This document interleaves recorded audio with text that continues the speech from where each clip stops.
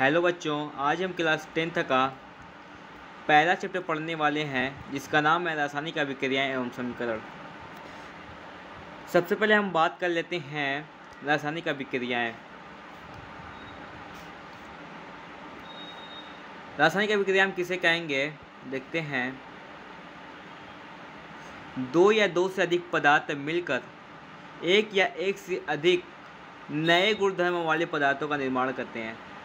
जब हम दो पदार्थों को मिलाएंगे तो एक नया पदार्थ जिसका गुणधर्म अलग होगा, एकदम नया होगा, उसे हम रासायनिक अभिक्रिया कहेंगे। उदाहरण इसमें दिया है, हाइड्रोजन और ऑक्सीजन मिलकर जल का निर्माण होता है, यानी कि H2O। अगर हम बात करें हाइड्रोजन यानी कि H प्लस O2 इसका 2 होता है तो H2O हो गया, O2 2 रहेगा, तो ये हो जाएगा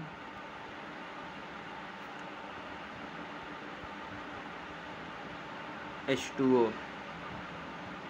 तो ये जो है ये जल है, जल होता है आग बुझाने के लिए, जल ये इससे आग बुझती है। लेकिन जो हाइड्रोजन और ऑक्सीजन जो होता है ये बहुत ही ज्वलनशील गैस होती है। अगर हम इसके सामने अगर आग इससे लगाएंगे तो बहुत ही फास्ट जलेगी, बहुत ही तेज जलेगी आग। अगर हम पानी की बात करें तो पानी आग बुझाने के लिए काम आता है, तो इसलिए इसका गुणधर्म अलग हो गया और नया पदार्थ भी बन गया, गुणधर्म भी अलग हो गया। ये हाइड्रोजन और ऑक्सीजन मिलकर जल बनता है, वही चीज़ है। और किसी भी रासायनिक अभिक्रिया को भौतिक विधि से उलट नहीं किया जा सकता। अब भौतिक विधि से अलग अगर बात करें H प्लस H2O जो बना है, अगर हम चाहें H2O को फिर से भौतिक विधि से H प्लस O2 में तोड़ दे तो ये नहीं हो पाएगा। इसको उलट नहीं किया जा सकता, H2O को उलट नहीं किया जा सकता, यही बताया गया। अब रासायनिक अभिक्रिया जो है किसे कहेंगे, जब अवस्था में परिवर्तन होगा। देखो H और O2 दोनों गैस है और ये मिल के जल बन गया, यानी कि लिक्विड बन गया, तो ये हो गया अवस्था में परिवर्तन। और दूसरा है रंग में परिवर्तन, तापमान में परिवर्तन, गैस का उत्सर्जन। यानी कि जब रासायनिक अभिक्रिया होगी तो उसकी अवस्था में परिवर्तन होगा, रंग में परिवर्तन होगा, तापमान में भी परिवर्तन होगा, साथ ही साथ गैस का उत्सर्जन होगा, यानी कि गैस को बाहर निकलेगी। फिर हम बात करते हैं दैनिक जीवन में होने वाली रासायनिक अभिक्रिया, यानी कि हमारे जो दैनिक जीवन में जो हम देखते हैं, जो कॉमन है, वो जो हमारे शरीर में होती है वो है भोजन का पाचन। यानी कि हमारे शरीर में जो भोजन खाते हैं इसका पाचन हो जाता है, ये भी रासायनिक अभिक्रिया के अंतर्गत ही आता है। और हम सांस लेते हैं, श्वसन करते हैं, ये भी रासायनिक अभिक्रिया के अंतर्गत ही आता है। लोहे पर जंग लगना, हम देखते हैं कि लोहा वैसे खुला रहता है तो इस पर जंग आ जाता है, जिसको हम अपनी ज़ुबान में मोर्चा कहते हैं, ये भी रासायनिक अभिक्रिया के अंतर्गत आता है। इसलिए हम लोहे की चीज़ों पर प्राइमर पोतते हैं, पेंट लगाते हैं, पेंट का लेप लगाते हैं ताकि वो जंग न पकड़े। दही बनना है, जब हम दूध को रखते हैं वो दही में कन्वर्ट हो जाता है, ये भी रासायनिक अभिक्रिया के अंतर्गत आता है।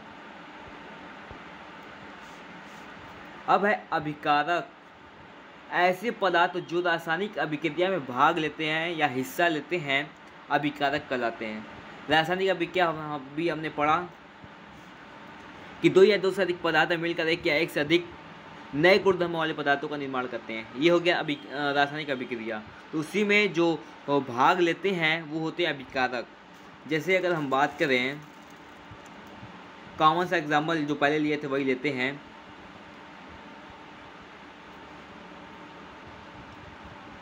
H2O हो गया ना, जो ये है जो रासायनिक अभिक्रिया में भाग लिए हैं, जैसे ये H2O H प्लस O2, ये कहलाएगा अभिकारक।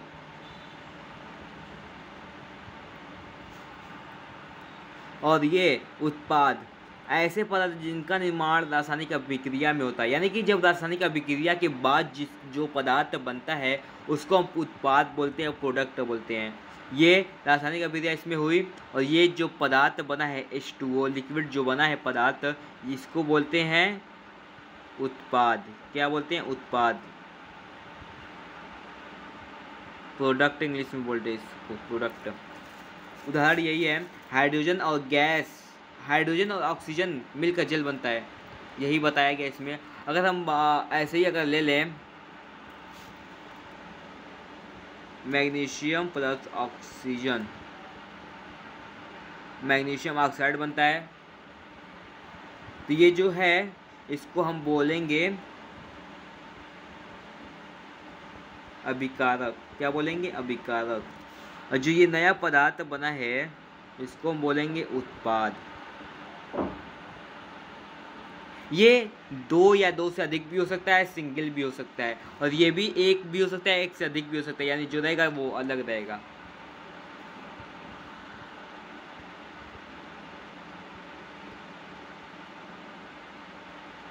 समझ में आ गई होगी बात को। बात जो अगला है रासायनिक समीकरण। रासायनिक समीकरण, रासायनिक अभिक्रिया को रासायनिक समीकरण द्वारा निरूपित करते हैं, यानी कि जो रासायनिक अभिक्रिया होती है उसको समीकरण द्वारा निरूपित करते हैं, समीकरण द्वारा दर्शाते हैं। तो रासायनिक समीकरण के अभिकारकों और उत्पादों में रासायनिक समीकरण जो दर्शाते हैं वो रासायनिक समीकरण के अभिकारकों जो पदार्थ मिलता है और उत्पादों जो प्रोडक्ट होता है में पदार्थ के प्रतीकों यानी सूत्र, जिसको हम बोलते हैं हाइड्रोजन का H हो गया, ऑक्सीजन का O हो गया, नाइट्रोजन का N हो गया, ये सब है सूत्र का इस्तेमाल किया जाता है, यानी कि इसी से दर्शाया जाता है। प्रतीकों के साथ उनकी भौतिक अवस्था को भी दर्शाया जाता है। जैसे कि अगर ठोस है तो सॉलिड, ठोस है तो इसको S से दर्शाएंगे, S से यानी सॉलिड। अगर द्रव है तो इसको L से दर्शाएंगे, लिक्विड। अगर गैस है तो G से दर्शाएंगे, गैस, इसको इंग्लिश में भी गैस ही कहते हैं। अगर जलीय विलयन है तो एक्वस, A और Q से दर्शाएंगे। ये है रासायनिक समीकरण, और इसका समझ लो कि ये नियम भी, इसको नियम भी कह सकते हैं। इसमें है मैग्नीशियम रिबन का वायु यानी ऑक्सीजन में दहन कर मैग्नीशियम ऑक्साइड का बनना। जैसे कि अगर मैग्नीशियम प्लस O2 और बन गया मैग्नीशियम ऑक्साइड, इसको हम दर्शाएंगे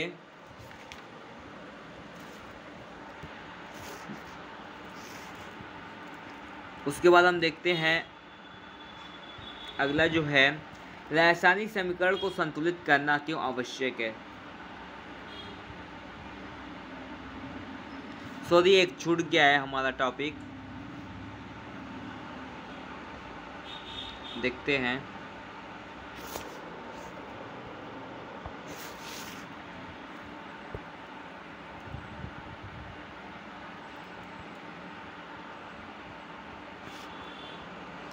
एक टॉपिक सॉरी हमारा छूट गया था।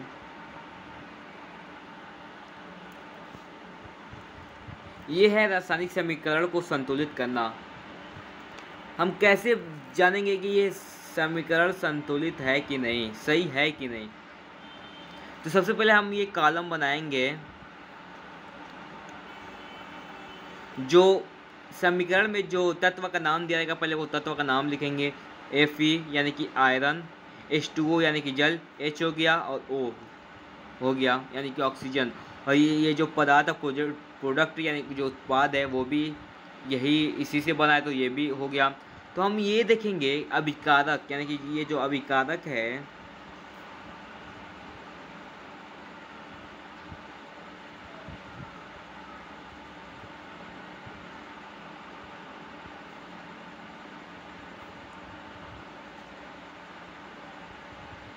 जो अभिकारक, ये के उत्पाद, हम ये देखेंगे जो Fe है वो कितना इसमें है, Fe सिंगल है यानी कि एक है अभिकारक में, एक लिखेंगे।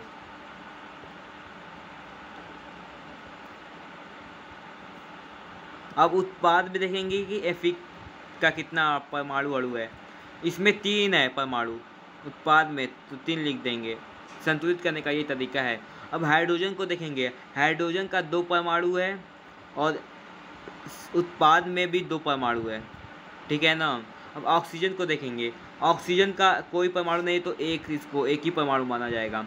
उसके बाद उत्पाद में देखेंगे कि इसमें 4 परमाणु है। अब इसको संतुलित कैसे करेंगे, ये तो कुछ कम दर्द हो गया, तो हम अपना दिमाग काम लगाएंगे और इसको 3 यानी इसके बराबर करने की कोशिश करेंगे। तो अगर हम इसमें 3 से गुणा करेंगे तो 3 एका में 3 हो जाएगा। मान लें 1 × 3 करेंगे 3 ही हो जाएगा, तो इसके बराबर हुआ कि नहीं हुआ, इसलिए हम यहाँ पे 3 लगा देंगे। क्या लगा देंगे, 3। अब हाइड्रोजन को देखते हैं, हाइड्रोजन तो दोनों बराबर ही है, इसमें कोई छाड़ नहीं करेंगे। लेकिन ऑक्सीजन को देखेंगे, ये 4 है और ये 1 है, एक परमाणु, तो हम इसमें चेंज करने की कोशिश करेंगे। अगर हम इसमें 4 से गुणा करेंगे तो ये 4 हो जाएगा, 4 एका में 4। पहले इसको हम कोष्ठक में लग देंगे, ठीक है ना। जब इसको 4 से गुणा करेंगे तो यहाँ पे 4 रख देंगे, ठीक है ना। 4 दूना 8, लेकिन जब इसमें करेंगे ऑक्सीजन में तो जो हाइड्रोजन है उसमें चेंजिंग हो जाएगी, यानी कि 4 दूना 8 हो जाएगा हाइड्रोजन। तो इसलिए हम फिर से इसमें भी गुणा कर देंगे, 4 दूना 8 हो जाएगा। इसमें भी 4 से गुणा कर देंगे, 8 हो जाएगा। तो यहाँ पे 4 हो गया, यहाँ पे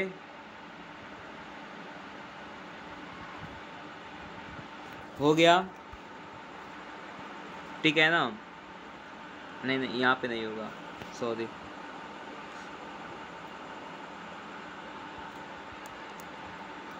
अगर हम इसको लिखना चाहें तो कैसे लिखेंगे, 3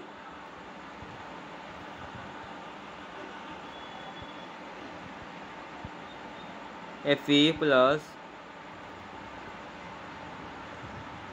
4 H2O, ये है सॉलिड है, इसको क्वेश्चन में सॉलिड करेंगे।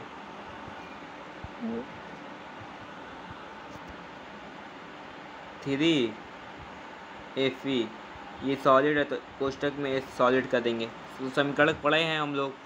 फिर H2O यानी कि 4 से मल्टीप्लाई किए हैं H2O, ये है लिक्विड है, इसको कोष्टक में लिक्विड कर देंगे, ठीक है ना। और इस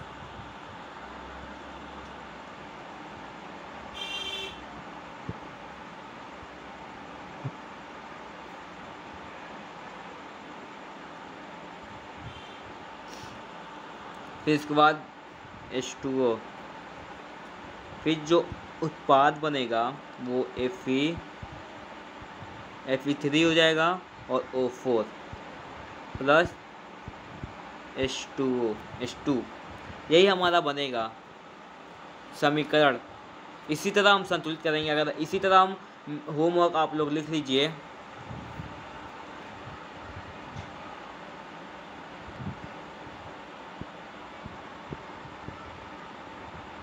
मैग्नीशियम ऑक्साइड का, ये है होमवर्क, आप लोग को करके कल बताना है होमवर्क आप लोग का है। फिर अगर हम अगला देखें तो रासायनिक समीकरण को संतुलित करना, क्यों रासायनिक समीकरण को संतुलित करना है आवश्यक है, तो वो है द्रव्यमान संरक्षण का नियम। आप लोगों ने पढ़ा होगा 9th में, किसी भी रासायनिक अभिक्रिया को न तो द्रव्यमान का निर्माण होता है और न ही विनाश, यानी कि किसी भी रासायनिक अभिक्रिया होती है उसमें द्रव्यमान का निर्माण भी नहीं होता और विनाश भी नहीं होता। अगर हम इसका निष्कर्ष निकालें तो रासायनिक अभिक्रिया के पहले यानी कि जो अभिकारक होता है एवं उसके बाद जो उत्पाद होता है उसमें प्रत्येक पदार्थों के परमाणु की संख्या बराबर होनी चाहिए। जो हमने अभी संतुलित किया है उसमें यानी कि अभिकारक जो है उसमें और जो उत्पाद का निर्माण हुआ है उसमें दोनों में परमाणुओं की संख्या बराबर होनी चाहिए। इसलिए रासायनिक समीकरण को संतुलित करना आवश्यक है। उम्मीद करता हूँ कि आप लोगों को बातें समझ में आ गई होंगी। मिलते हैं अगले लेक्चर में। Thank you.